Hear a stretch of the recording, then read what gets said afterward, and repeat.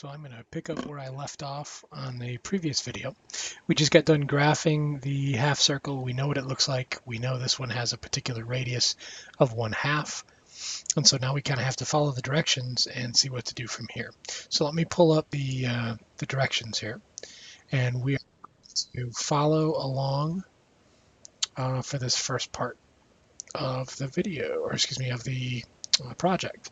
What we're going to do is do a radius of 1/2, and we're going to do it for a step size of 0.2. So that's what we're going to do in this video.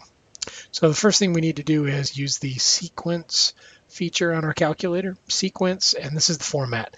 It automatically creates a parentheses. It's going to be expression, comma, variable, kind of start, comma, end, comma, change. And so for our purposes, it's going to be x is the expression. The variable is x. The start is starting at the lowest x value, and for our purposes, it's -1/2. The end is going to be the farthest right side of the domain, which is +1/2, and the change is going to be 0.2. So we need to pull up our calculator. I'm going to clear out the history here, and we're going to go to the home screen. We're going to clear this stuff out, and then we're going to find that sequence command, which is in the stat menu. If we go into second stat, you see where it says list above that? That's going to give us a whole bunch of features that we can use. So these are the names of the lists that are available to us, and if we cursor over, we can see the operations that we can do. We can sort lists, we can find the dimension of a list, we can find all kinds of stuff, but right there, SEQ, that's what we're looking for. So you can hit a 5 or you can cursor down to it. So if you hit 5, you'll notice that mine is the newer version of the operating system, and so I don't have to worry about all the commas and whatnot. It just says what's the expression, what's the variable, what's the start, what's the end, what's the step. Exactly the same stuff that we were just dealing with. So in my case, the expression is x, the variable is x, the start is going to be at -1/2, and you can type in if you want 0.5. And then the end is going to be +1/2. And the step size is 0.2. And then when I hit paste, all that it's going to do is generate that code that was written on the instructions. So when I do that, it's going to generate a list of a sequence of values. But I don't want to have that sequence of values just disappear. I don't want it to just appear on the screen so that I have to write it down. What I'm going to do is store that list of values, and I do that by using the store key, which is way over here in the on the left, lower left of the keyboard on the calculator. Hit store. It creates the little arrow here. That little arrow means store, and I'm going to store that in L1, and L1 is just above the 1. So if I hit second 1, it's going to take all that sequence and store it in L1. So I'm going to hit enter and show you what happens. So it shows it on the screen, all the particular values. But now what I have to do is go into stat, if I want to see it.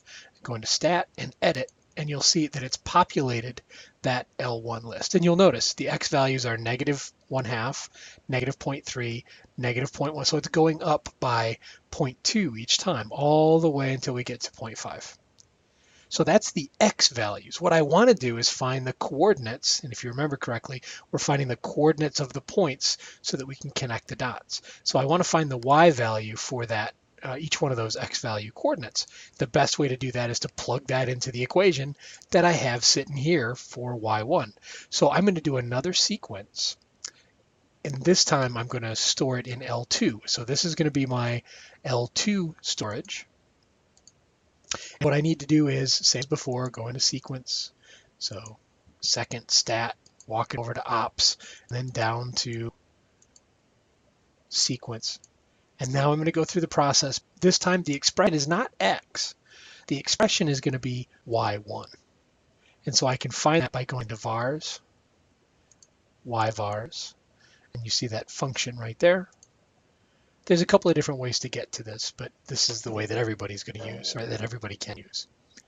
So I hit enter, and the expression is now y1. That means literally whatever I have sitting in the y1 spot on my calculator.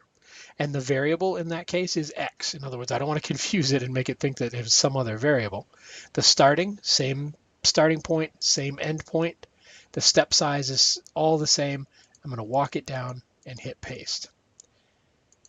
And now it will generate that list of y variables, or excuse me, y values that correspond to the x values. The problem is that I can't just have it disappear.